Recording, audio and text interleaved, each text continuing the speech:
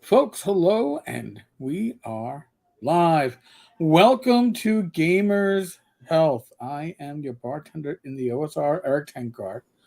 With me, as always, on Saturday nights is my lovely wife, Rachel. Hello. So, there's a couple things we want to address today. Some are more, topical than others. Um, but one thing, just goofing around before going live, I'm looking at myself on screen and I'm noticing that I am. And this used to be a much darker brown. It's now like a Salt and pepper. salt and pepper, Salt and pepper. salt and pepper. And I don't use salt on my food anymore. I don't But either. if you look at my mustache, you can see where it's retained the color. The mustache is still dark, and a little bit down here and down the sides, but in the middle and around, it's all gray. I'm wondering if I'm gonna have to. Well, I'm not gonna dye my beard, but if I have to like do away with the goatee just because it looks a little silly when you can't see it. I don't know. Well, Rach is just like, you've been retired for 6 years now. You've had it for 6 years. It could certainly go. She'd be happy to say wave it bye bye. So, um, we spent today a little bit of family history here. You saw our niece Shannon on. I guess it was like 2 weeks ago. yes. 2 weeks ago. So Shannon was on with us. Uh, Thursday, Friday. She graduated.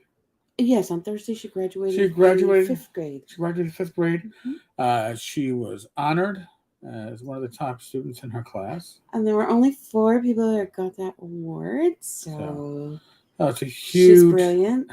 she's and she's ours. She's ours. Mm-hmm. But we're very proud of her. So we were celebrating her let's see, her birthday, but that would be about 6 months off. We were celebrating her graduation from elementary school today, 5th grade. So congratulations to Shannon. Awesome stuff, young lady. Awesome stuff. Now that she's graduated 5th grade, I guess we can't call her Pinky anymore. No, she's a little too old for that. God damn it.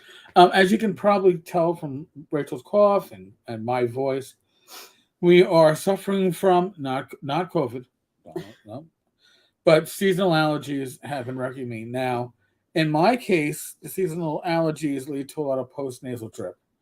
I'll wake up in the morning and it's like I'm coughing up a swamp. But mine lead to a lot of congestion and then like just very dry mucosa around my nose, so I have to constantly, clear out my nasal passages and keep them moist. So we spent the last 5 days in the Poconos, Monday through Friday. We were up in the Poconos. Saw a shit ton of wildlife. Saw my first bear in a number of years. I saw my first bear, period. there you go. We saw not just wild turkeys, but wild turkeys with I don't know, flock of turklings. I don't know what you call little turklets. Wild turkeys. We saw geese with geeslings, I guess. Yeah. That right thing. Yeah. Lots of deer. So it was good for that. But my blood sugar was a little high. We were on vacation, so I wasn't necessarily eating the best food. But even when I was eating like a good low carb breakfast, I would still spike a bit.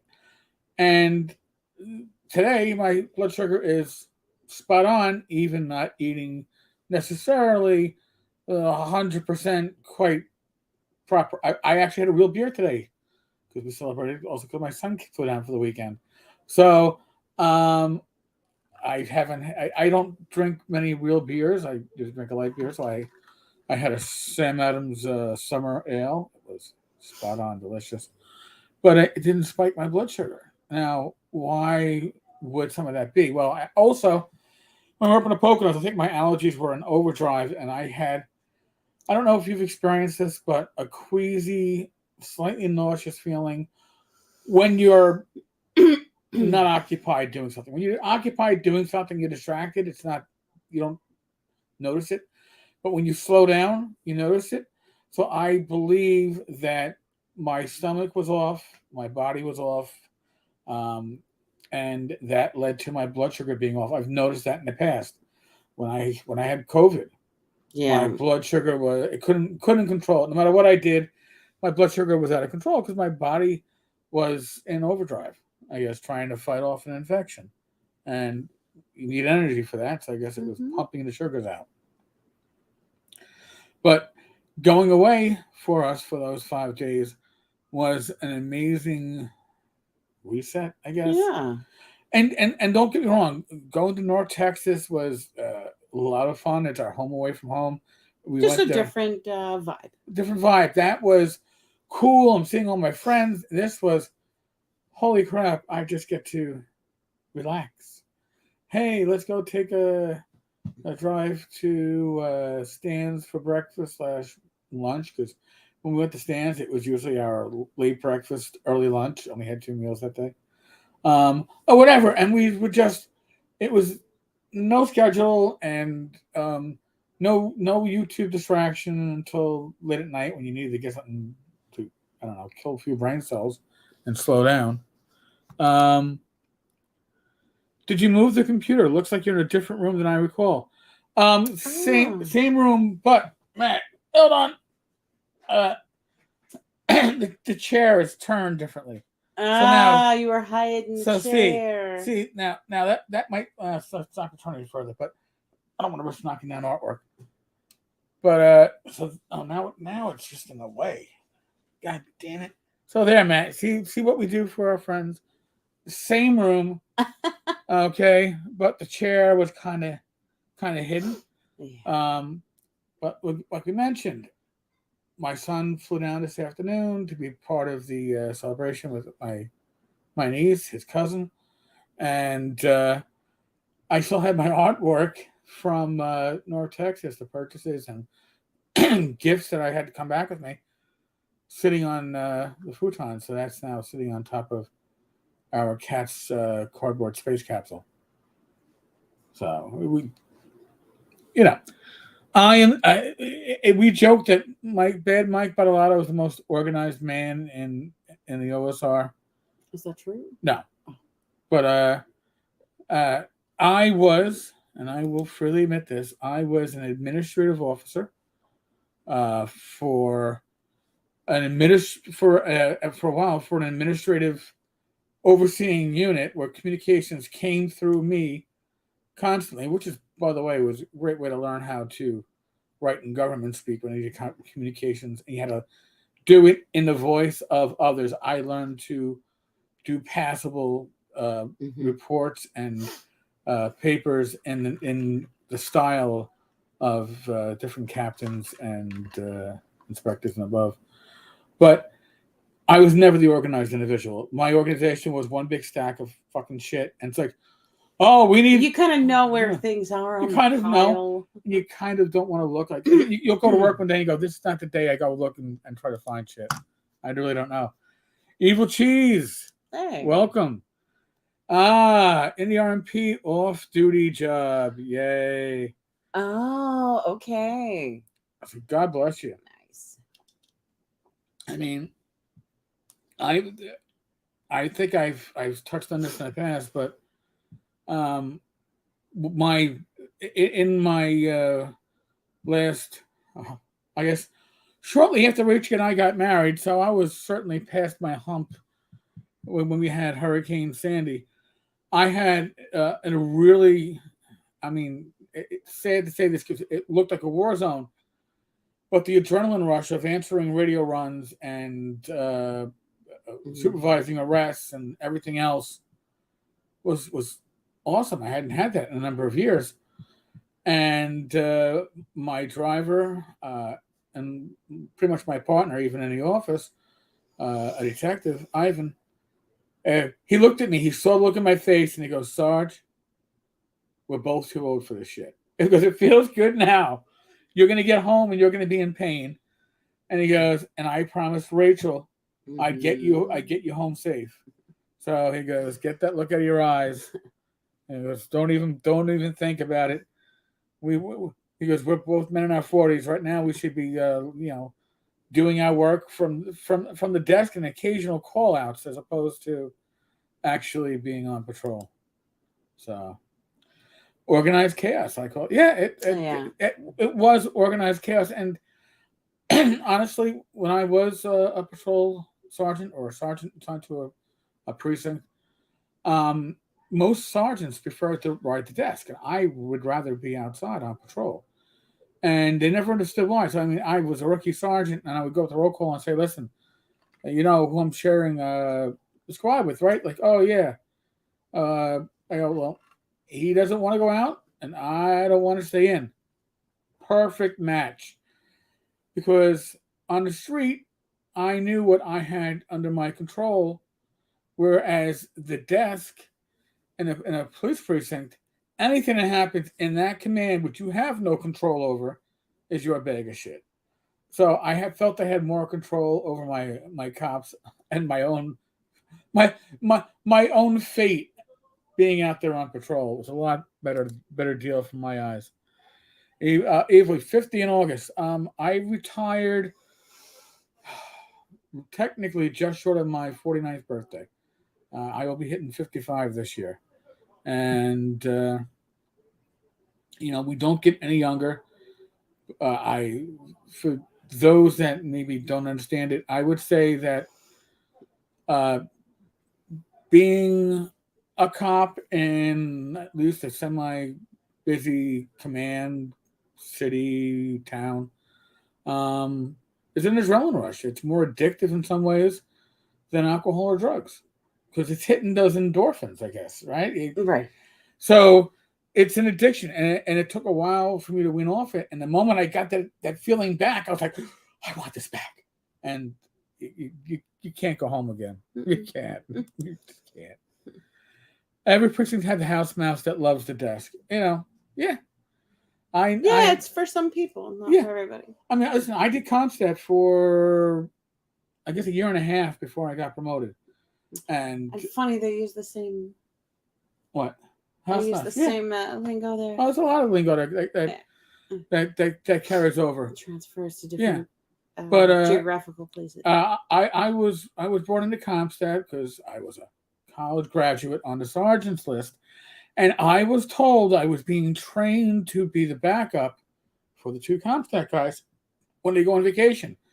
And then I had the little Spanish PAA catch me and go, Stein, Officer Stein, you know, this is not a temporary transfer. They're transferring you to Comstat. I go, no, I'm only being put there for a week or two to cover vacations. I've just been training. No. They bouncing them. They're bringing in you. What? I'm like, no. You're their pig. Yeah. And then I'm like, oh, these two guys don't really seem to like me. Well, actually, one guy got a good transfer. He got out of the command. He got to go to a borough burglary team. The other guy got a summons car. So he got to keep his days and his hours, but actually had to put on a bag and work. All I knew was I was actually working out of my captain's office, and I got to be the captain's driver more often than not. So it wasn't a bad deal. Taught me a lot when I became a sergeant. You put into community as a temporary job. Nothing's temporary in the PD. That was back in 2005. Anytime, actually, this probably goes to a lot of jobs. If they tell you we're temporarily putting you somewhere, I was temporarily put into the command center to cover vacations, and I retired out of the command center. That's never happened to me. Really, it was a spot on position, but and that's kind of rolling with the punches too. Sometimes it gave you a little adrenaline towards the end. Oh, I did, and even working the midnights. But yeah, I have bags of shit coming in, and I'm not. We passed the statute of limitations. Can I say I shit can stuff? I don't know if I can say that. No. Okay, I never said it. Hypothetically, stuff that was remained hypothetically. So now, one of the things that we plan to talk about today is, I guess, how to deal with adversity, like when or challenge, adversity, emotional conflict, well, anything that comes off that. I mean, fear, fear. pain. When you're in a relationship, right? And this could be romantic, could be family, could be friendship. They always say like the key is communication, and that really is. I mean, Rach and I communicate very well. We've even had people tell us, "You make such a wonderful couple," after knowing us for 10 minutes. But in any case, um, we communicate very well with each other. But we both have tendencies at times to have something, and we know each other well enough that I can go, Rach, what's wrong? And she's like, nothing. I go, yeah, don't bullshit a bullshitter. I know you, because you can change, you can sense that change in attitude, what's radiating from somebody, especially when you're that close to them. Mm-hmm. And we communicate. I was like, Rach, just tell me what it is. Did I screw up? And it's usually not me screwing up, but just something in the world. Yeah. And listen, you want to help, right? That's part of you, and part of that help is communicating. For some people, and I think we have all either been involved with them because of family, friendships, romance, even employment. Oh yeah, especially in employment. Unemployment, this is much There's more a common. lot of transference and things that get kicked up at work, and then like in our family life, like when we go to marry our partner and start a family, transference happens where certain things from early on in our childhood get kicked up, triggered because of whatever happened in the past. So I mean that a lot of times we don't even realize that we're carrying our past with us, right? I think a lot of us feel, oh, that was the past and it's in the past, and it doesn't. But we don't realize how sometimes these things can still impact the way that we communicate, sort of the lens too that we look at the world with and look at other people's intentions with. So I mean, you carry this stuff on you, and you're a lot of us.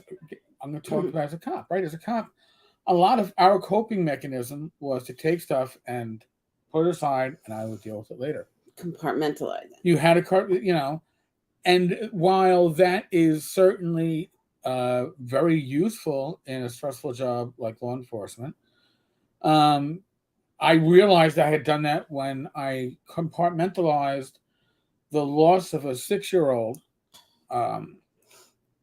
that literally died because this kid, grandma could not read English and therefore OD'd this kid on the cough medicine, was giving tablespoons instead of teaspoons, and more often than she should have. The kid, I think, had a heart attack. That's what it came down to.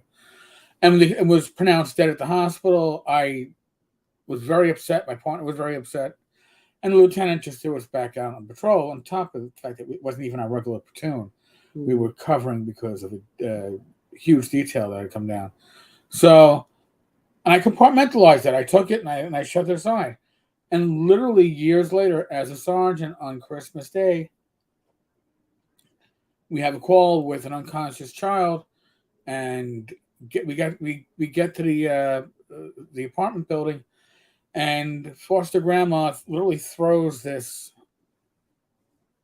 infant, maybe 5-6 months old, at the person with stripes and the gold shield because the baby was no longer breathing.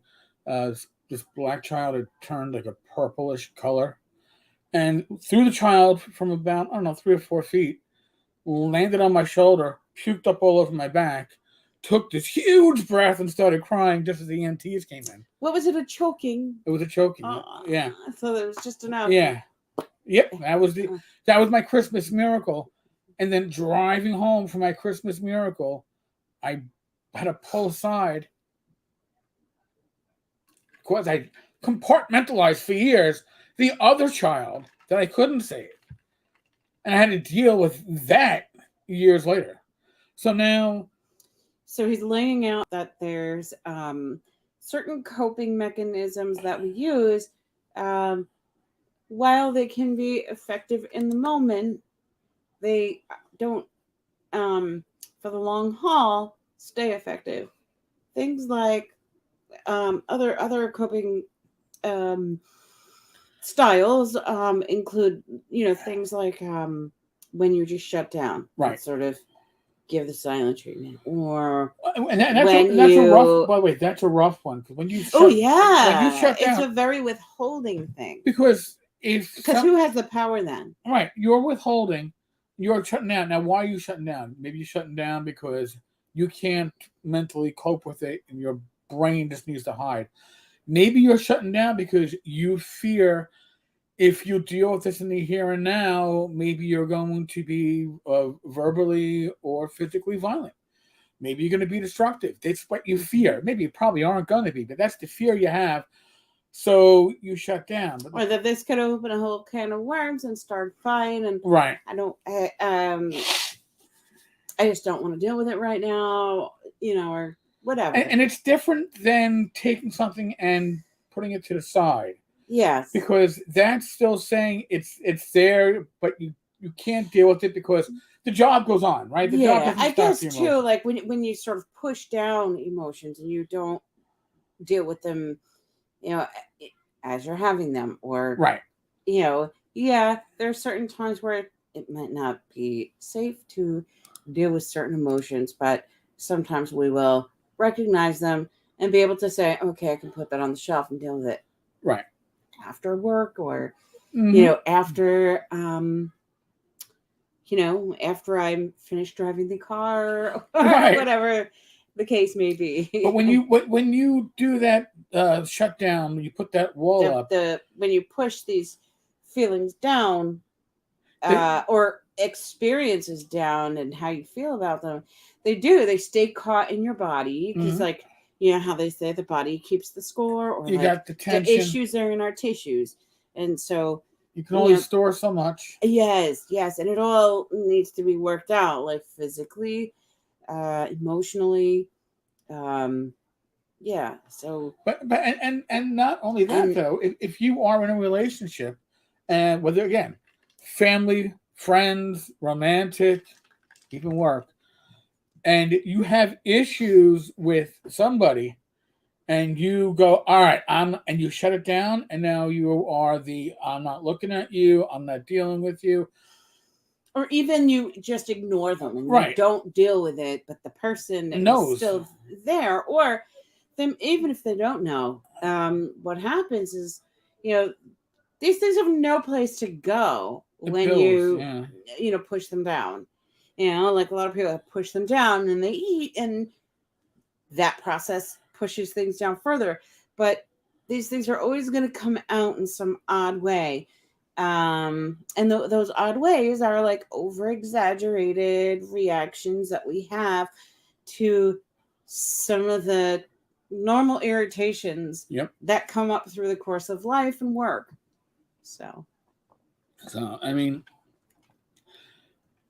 my experience, and thank God Rach and I don't really have this issue, but I've seen it, and I've seen it with family members and stuff, is that when you do that shutdown and your family members want to help, but they can't, or the family member that you're upset with would like to know why you're upset, but they don't know why because you're not communicating it. Right.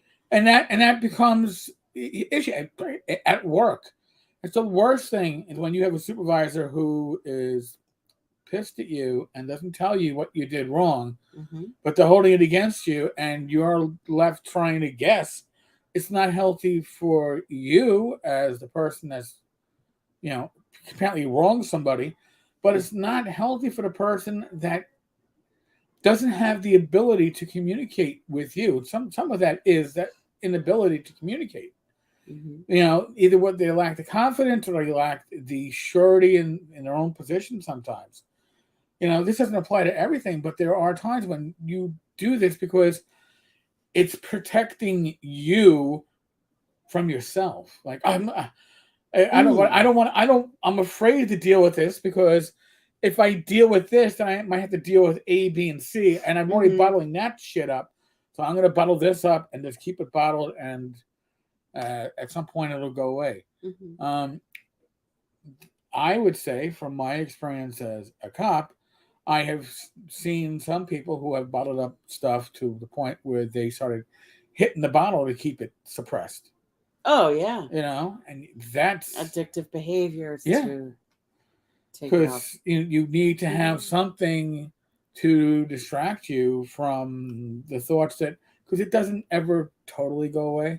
I mean, you could, if you watch my expressions before, talking about my own experiences, I was getting all verklempt. I was getting all teary-eyed because here we are, 20 plus years later, and I can still remember the stuff like it was yesterday.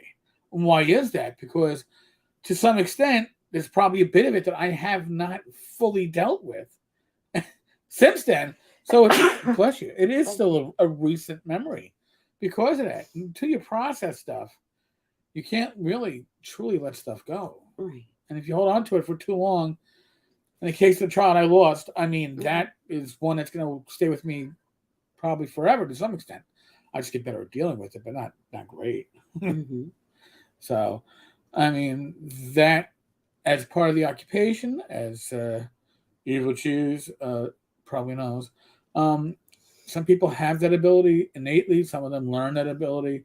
Some will never get that ability, and they can't separate themselves from it. And I think certain occupations, and not just law enforcement, I would say emergency room doctors and other staff in an emergency room. People who experience vicarious trauma as part of their work, like experience traumatic things through the people that they serve. So these things aren't uncommon. And I'm not saying that any of this stuff applies necessarily to you, but it's going to apply to somebody you know. And the only reason we're talking about it is because, it applies to us, and, it's a process of being able to kind of get to know yourself and be able to use that introspection to be able to sort of understand, like, oh, okay, what's from the past, what's from now, what's triggering each thing, so that we are able to know and neutralize those triggers. Right. I mean, when you're holding on to this stuff, that's vulnerability that you don't even realize, but it's there. And like Rich is saying, it's very easy to set off one of those vulnerabilities, something that seems totally unrelated, except to your subconscious mind. And your subconscious mind goes, oh, this is just like, and then maybe instead of being somebody who's going to hold it in, now you flip off on somebody who doesn't deserve what they're going to get from you, because you're bringing up some suppressed emotions and angst from 3 years ago that you never dealt with. And, it doesn't even have that person's name on it. No. It's not for that person. Right. But now it is, because they understand it. Yeah. Right? And that's part of the problem. So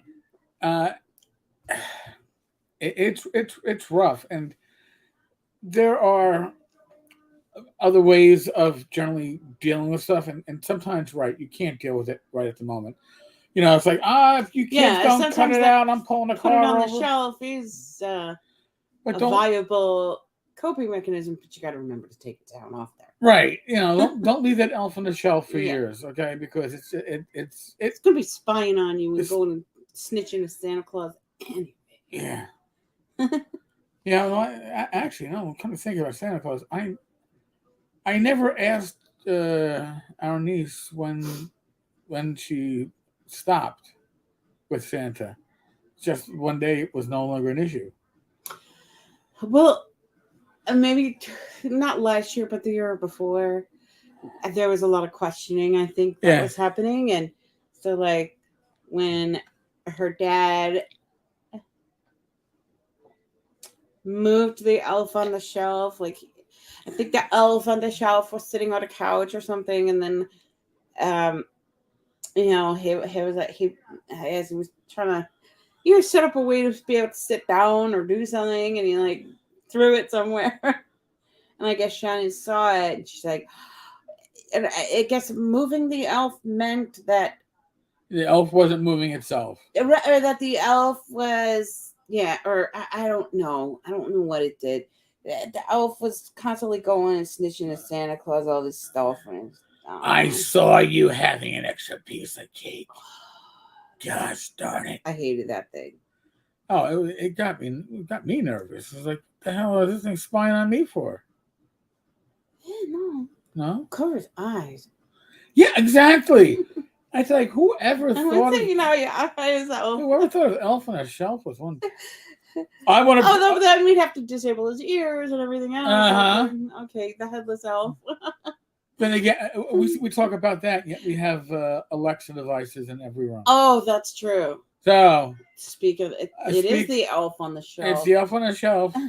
We're not spying on you. We're just monitoring everything you do. Remembering to move it was a pain. And remember to I was like, damn it. Yeah, there's something about moving it. Yeah. I don't recall. I think she actually caught her father moving it. I think that's what. Right. I don't know whether, and then like it was, oh well, Daddy, there was a reason why he needed to touch it or whatever. Oh yeah. That was it. He touched it and it ruined the magic. Yeah, it's some shit. Damn it. Next thing you tell me the Easter Bunny isn't real. What about the Great Pumpkin? Which you can't. I don't think you can see the Great Pumpkin on the TV anymore. No, I think that's all gone. It's all, god damn it.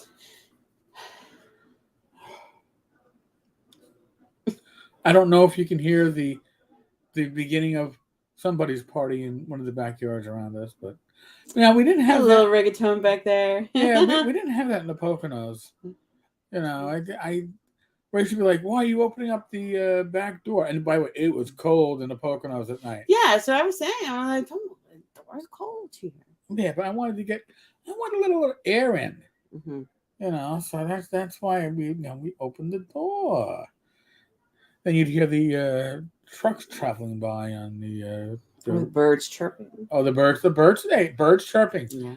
Not a bad deal. I can handle the birds chirping. That bird's the word, but I know birds chirping was fine.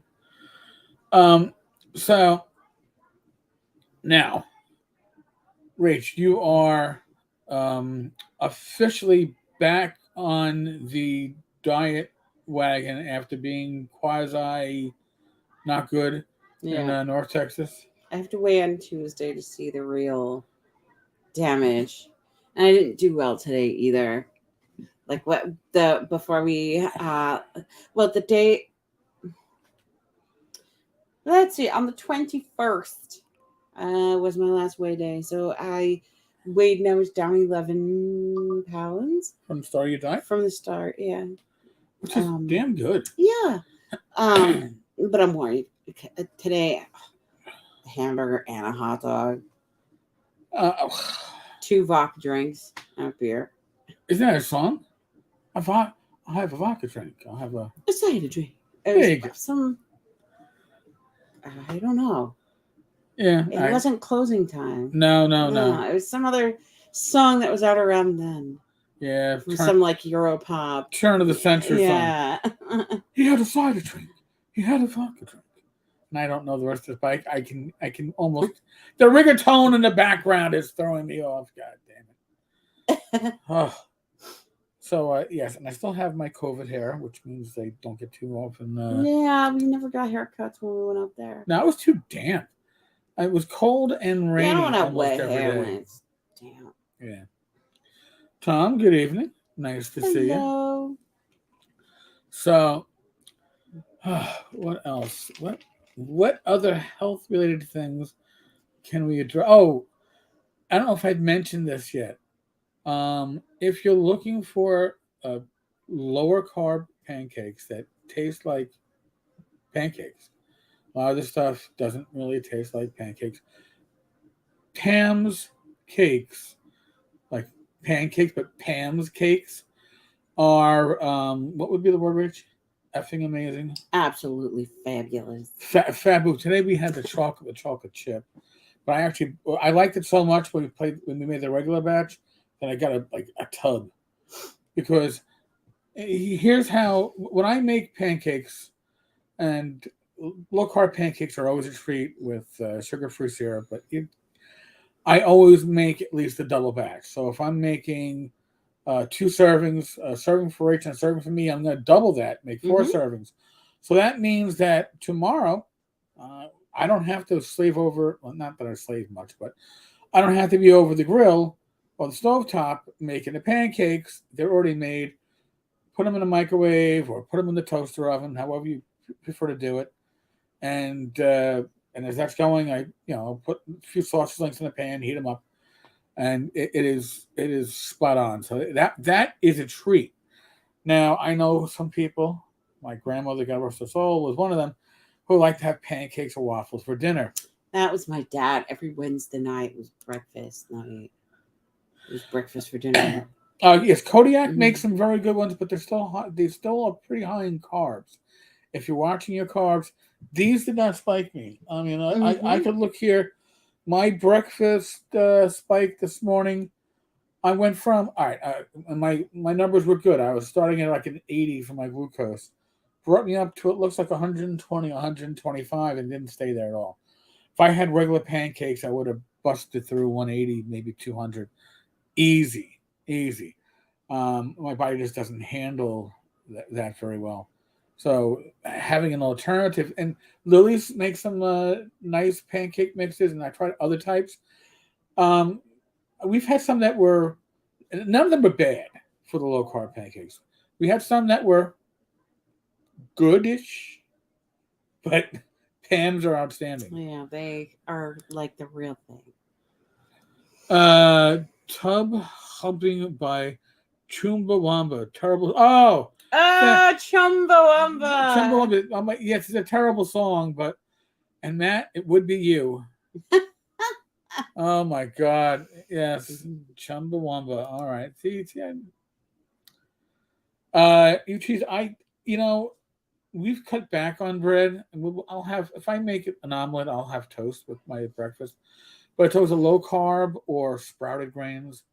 Again, I find it spikes my blood sugar less, and doesn't give me any issues otherwise. So that's been pretty good. Oh, and you work out about 1 hour a day. I'm lucky to get 30 minutes in. So, Rach, on certain days, gets in 2+ hours of workouts. Alice beats the crap out of you.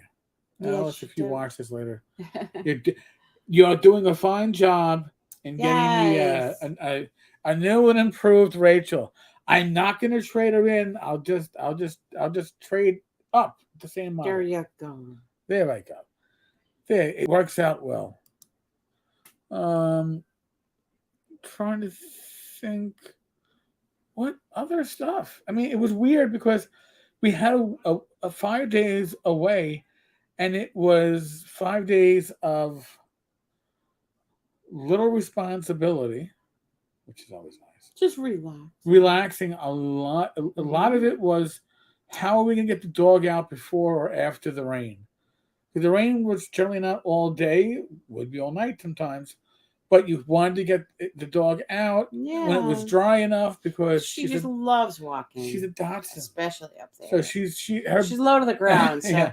Whenever she goes out in the rain, it's messy because she's always wet on her belly. Her belly. Her belly gets wet. So, but I mean, she has gotten to the point now where she just ignores the deer. She thinks if she sees a deer, they're big dogs. I'll just ignore it, because we've seen deer by the house, or we go for walks and there's a deer on the road. We call it the bumpy road because the road has probably not been paved in like the last 60 years, so there isn't much left to it. But you'll see, that's where we saw the turkeys a couple of times this past week. But we'll see deer sometimes in that area, and when you do, your dog will go, big ass dog. And she's like, I'll just ignore it. Maybe it'll walk away because it's not doing anything aggressive. So I'm just going to turn my head the other way and pretend it's not there.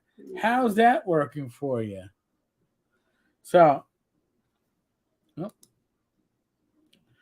try to avoid eating the smorgasbord when we game. That is, it's hard. Or when we have family parties. Yeah, that's a major downfall. We had what kind of a pie was that? It looked good. I don't like pie. It was a chocolate cream pie.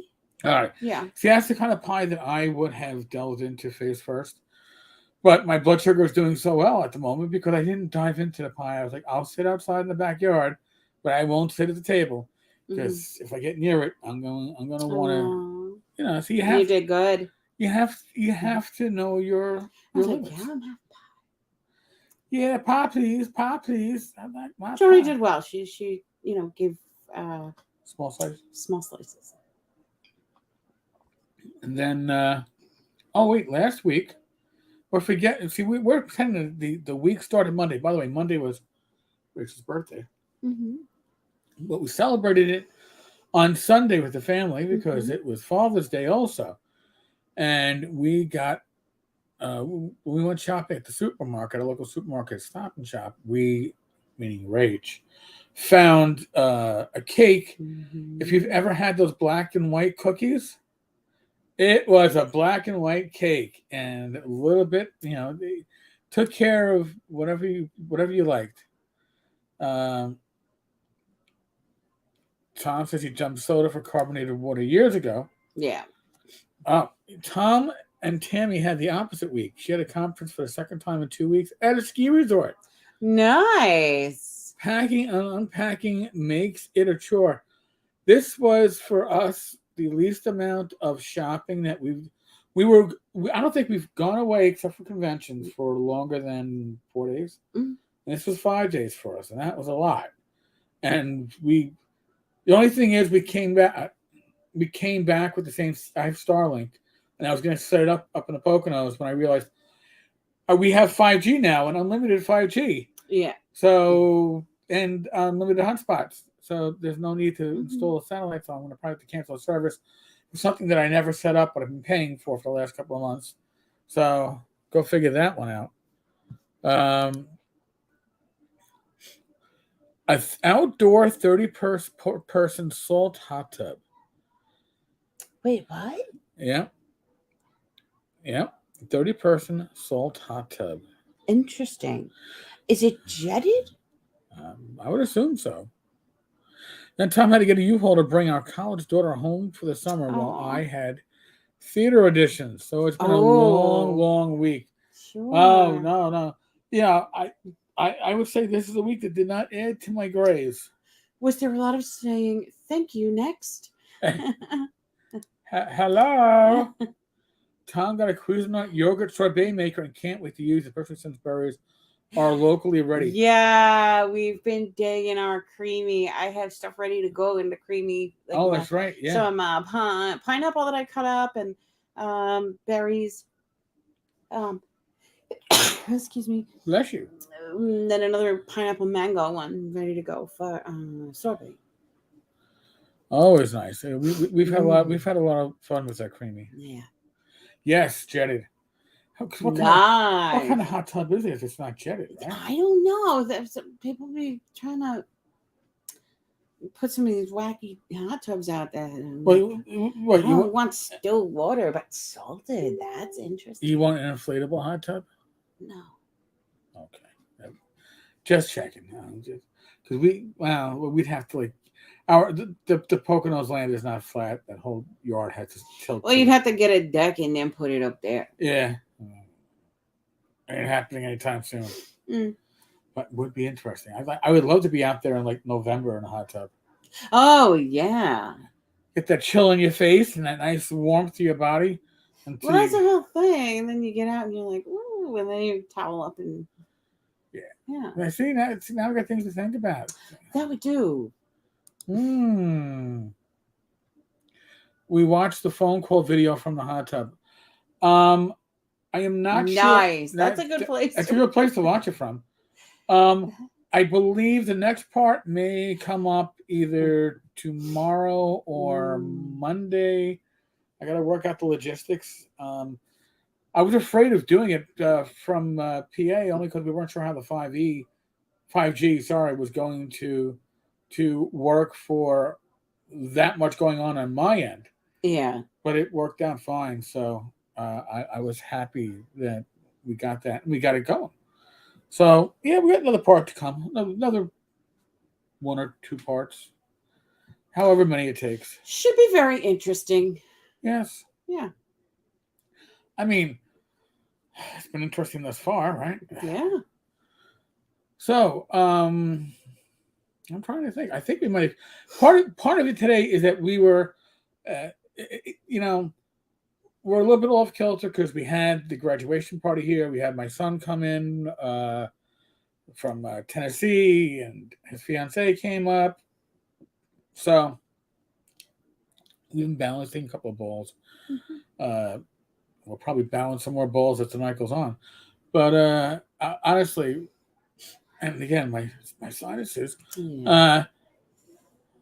We really do appreciate all that you all in the live chat and the viewers have been doing for this channel and getting the word out there.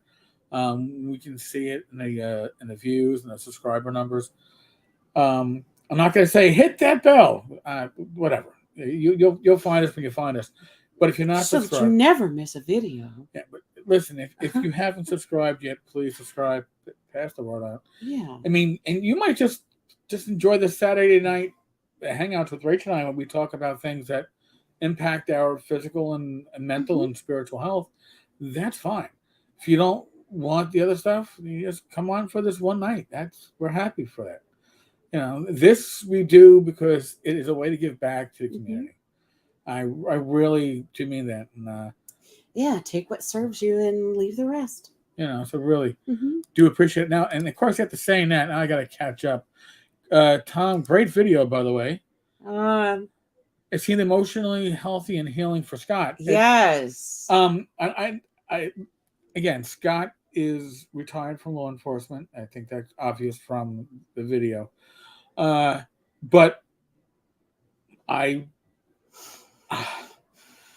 I was concerned with him stepping forward with this one, not because I thought, oh my God, the video won't be received well, but I figured he could make himself a few enemies. And lo and behold, he's somebody who decided to step in and step up. Right action was more important to him. Yes, and that's a rarity. Possibly making an enemy. And I'm just going to touch on this real briefly. But with the Satine Phoenix and the Jameson issue, it took one person to step up before everybody else went, oh, yeah. And guess what? I'm not saying me too, but yes, it also happened to me too. Why? Because nobody wanted to be wanted to be that person that. Right. It's okay. It's okay once somebody else takes that first step and makes themselves a target. Now I can move forward. It takes a special person to be that person. To take that risk. So I really do. I thank Scott from the bottom of my heart. He's a very strong individual. Yes. And I would have been honored if he had served under me in the NYPD. Or over you or beside you. I'm about to say that. The hell he served. But he. You would have loved to have had him. Yeah, in one of the units I would have loved to have had him as a radio car partner. How about that? Okay. All right, because you know exactly where you stand, and he's on the right page. So I can't give a better compliment than that. Anonymous donor sending me a dungeon crawl should hear on Monday. I had to get my. I have a copy coming either Monday or Tuesday, hopefully, but I had to get it from a disenfranchised purchaser who grabbed a copy at a con. Disenfranchised or dissatisfied? Dissatisfied. Somebody who. I would hope they're not disenfranchised. All right, not disenfranchised. Well, they could be. They could be. They could be. As a result of playing the game. But No. they didn't play it. They opened it and they went, "What the?" And said, "Huh?" And they're like, so when I put out an offer to buy a copy, they were like, just give me shipping. So I was like, okay. So we shall see. We shall see. It'll be interesting. Maybe we'll have dueling videos. The summer is busy. Had a 3-week training cycle, so I've been on the range in the heat past 3 weeks. Oh wow! Wow, NYPD sent us to the range twice In a the year. rain. Yeah, it didn't matter. Whatever the weather was, it was your day, you were there. And for the in-service training, the PD training was 1 day every 6 months, and you could get away with only going 1 day every year and still be certified. So NYPD, maybe not the best shops out there unless they were training on their own. Being back in the RMP, man, it's, and I'm sure you don't have the losers that I sometimes had to grab an RMP from after a tour, who left like their McDonald's trash in the Oh, that's so bad. in the front seat. And I bet nobody takes a knife to your steering wheel and tries to tear away at the steering wheel to get down to the metal. Why? I have no fucking So idea did it why. get too hot? Like a practical joke? No, that wasn't the practical. We did practical jokes. That wasn't so destructive. Some people are just destructive. Oh. Randall, thank you for checking in. We had a very nice vacation. We actually, if we didn't have the party today, we might have stayed up another day. But we had to get back for my niece's party. Oh yeah, Tom Lanatha disenfranchises everyone that questions him. Fair enough. Tenkar Jr. and Tenkar Jr.'s misses are just strolling on by. The last southern evening, the gaming flight deck. I would guess that's my son. Thank you, Chris. There always has to be a flight deck, Evil Chief runs a bomb squad, so you're constantly training people. I could see that, man. And I used to do in-service training for the internal investigators course, and honestly, when I first got stuck doing that, I was like stage fright, and then I had to realize that, you know what, if I could deal with the mopes on the street, I could deal with the theoretically professional people, including ones that would outrank me. It was always great as a sergeant having like an inspector in your class that just got moved into your bureau, and it's like, oh great, I get to tell an inspector how to do his job. This will be fun. Rank always has its privilege, but sometimes being in training was better. You get to see, take home cars. It's a great advantage, man, and you commute on a company dime. I hated swapping cars, even as a sergeant, man. Some of those people were just low class slobs. Yeah, Tom, I hate sharing company cars with other drivers. That is the worst because they don't. When you have a car assigned to you, you treat it like our NYPD highway. They have a car assigned to them. Nobody else on another shift drives it. It is their car. And guess what? They treat it like gold. They make sure it's always brought in for every maintenance time something pops up for it. Oh, it's due for an oil check. It's due for a tire rotation. They're on top of it all because that's their car. They drive solo, and it's important for them to keep that car in perfect working condition. I remember getting into an RMP and running out of gas 3 blocks from the station house. Honest to God. And had to go walk back to the station house, get a gas can, siphon gas from the van. Oh, wow. Put enough gas in, and just have enough gas to go to the local gas station, put $2 worth of gas, back when gas was cheap, into the RMP, so I'd have enough gas in it to get to the next command that had actually had pumps, because you didn't know if they were going to have pumps that work. So, what a nightmare! Yeah. I worked in a Bronx. It was a great nightmare, but my God, it was a nightmare. All right, folks. I think on that note, we're going to wrap it up. What you doing? Our kitty's been next to us on her kitty tree. Again, huge thanks to everybody who's been part of this live stream. Huge thanks to all our subscribers. Huge thank you to everybody who's reached out to me, especially in the last couple of days. I can't thank you enough. Really, you've all been awesome. Best thing you can do is get the word out. Ask some subscribers. If we get to 1,500, I've got more drive-through gift certificates to give away. It's like free money. So, on that note, we're still in the midst of the world of COVID. We're not your parents. I'm not going to tell you what to do. Not going to. We've been sneezing, but I'm not wiping your nose. All right. I'm not gonna pat your knee after you skin it. None of that shit. You're an adult. Make adult decisions.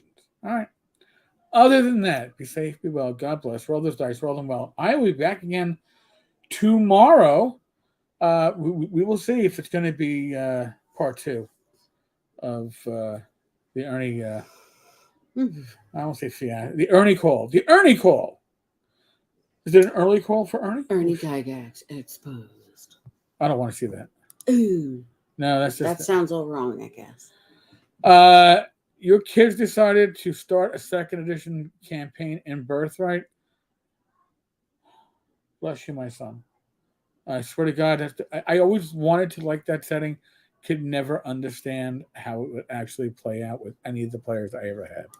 So, night, folks. The Ernie Chronicles. Yes, Tom. There you go. Nice. Much better. That's it. The Ernie Chronicles. Part 3, 2, 2. Part 2. Part 2. There we go. All right. Take care.